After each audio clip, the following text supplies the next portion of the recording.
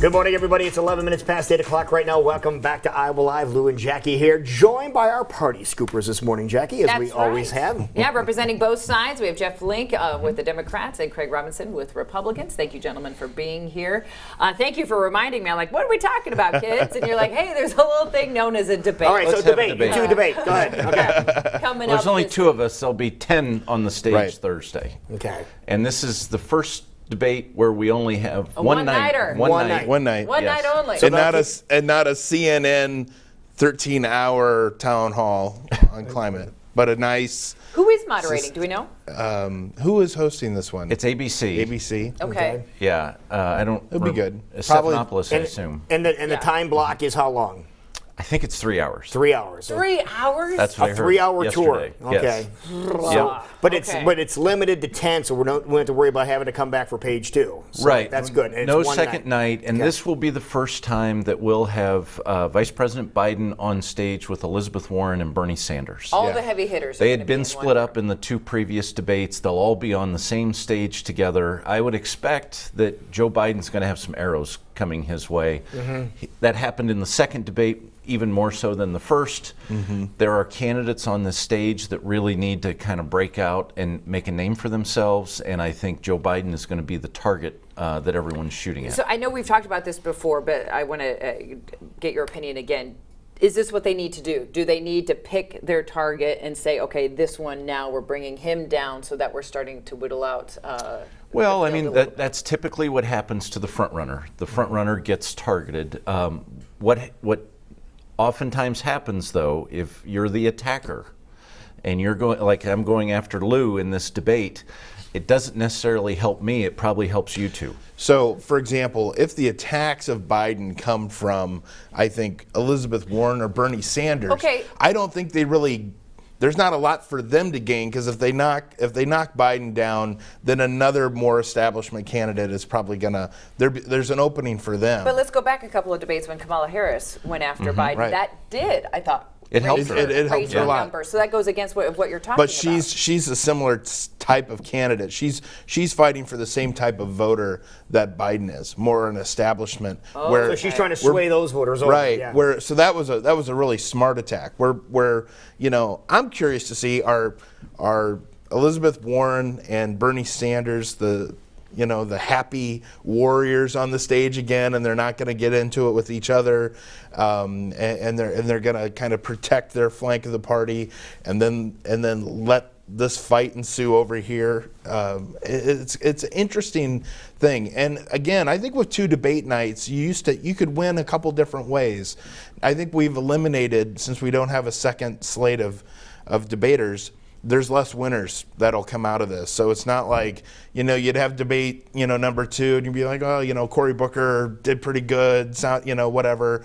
I liked him, thus he's a winner. I think we're going to limit that with this debate, where you're going to have to fight for your time, and you're going to have to make points and score points. And Craig brought up something really interesting that's gone on in those first 2 debates, and that is this Warren and Sanders standing together against everyone else who tries to say, maybe Medicare for All is not the right direction. Maybe we should strengthen Obamacare instead. And they've stayed in lockstep. And right now, it looks like Elizabeth Warren is the big winner of those 2 staying in lockstep, because she's growing. She's got a little wind at her back. Sanders seems to have kind of stalled out in terms of his level of support.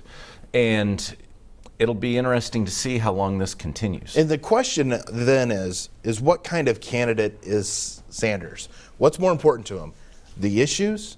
Because then then I could see, if he's passionate about making sure that the party has a nominee that is embracing his platform, then I can see him just kind of, he's fine. If Warren runs and takes it, great. Or does he want to win? Is it about him being the nominee? Then he'll have to, at some point, find a way to attack Warren. So I don't know if we're going to see that. I kind of expect more of the same in this debate, where you're not going to see Warren and Sanders get into it. They're going to continue to protect that flank, because if one of them gets through, I think it's a victory. Okay, so now you have the front 3, obviously, that we're talking about here, but those other 7 that remain, who really needs it to show really well here tonight? Well, or this week? All 7. I think probably this week is the week that Mayor Pete really needs to step up. He kind of moved up early, kind of got into that second tier, in terms of polling, but he's ramped up his Iowa staff. He's just gone on television. This would be a really important moment for him to try and stand up, I think. I think he's got a lot to gain and has real potential to do that. Certainly Booker had a good debate in July and could break out again. Harris, will she repeat what she did in June?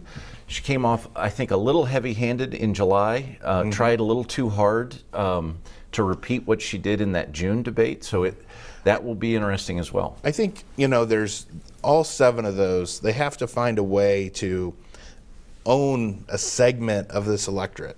And, they all kind of come at it a little bit differently. Kamala Harris is just, she's a prosecutor, she's smart, she's aggressive. And Pete Buttigieg is someone who is a great communicator.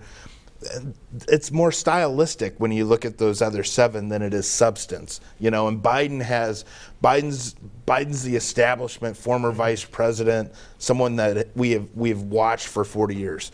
So these 7, it's been to me more stylistic than anything for your preference. I think one of them has to move and try to make this about issues, that I'm the champion of a platform, and this is why I need to be the nominee. So I'm looking on Thursday night to see, do one of the 7 try to take control of that debate on a particular issue, and if so, I think they'll emerge. All right, if that's what you're looking forward to on Thursday, what are you looking forward to happening? So well, I think the big thing to watch is, how does Biden handle the criticism?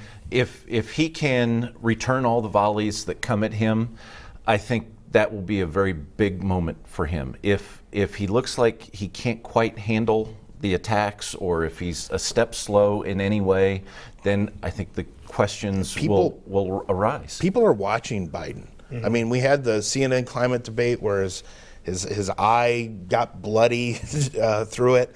All these little things matter more for him because I think of his age and the fact that he's like the establishment front runner than anyone else. So if he has, a stutter, stammer, just doesn't look good, if that delivery isn't. Do you think people are looking at him with a magnifying glass? I mean, I think they do. Absolutely. Yeah. I think they look at it, and he kind of has to. His delivery matters as much as his substance, and he's the only one that really that applies to. So if he walked out in a suit with a big target on it, we might give him a little bit of a break and say, say, be like okay, one of those Far Side. Yeah, you understand exactly what's about to happen. Okay, so it's happening Thursday. You said ABC's hosting. Yep. Do we know what time everything kicks off? I think 7. 7 o'clock prime time. Okay, Yeah. And with about 3 hours beforehand. From Houston, Texas. And if you need a break, Pre-game. and if you need a break, there's a Thursday night football game you can flip to. Oh, That's perfect. true too. Yeah. Take a little breather. Little back and forth remote controlling that night. Okay, well, I'm sure we know exactly what we'll be talking about next week with you gentlemen, but thank you for giving us the latest when it comes to politics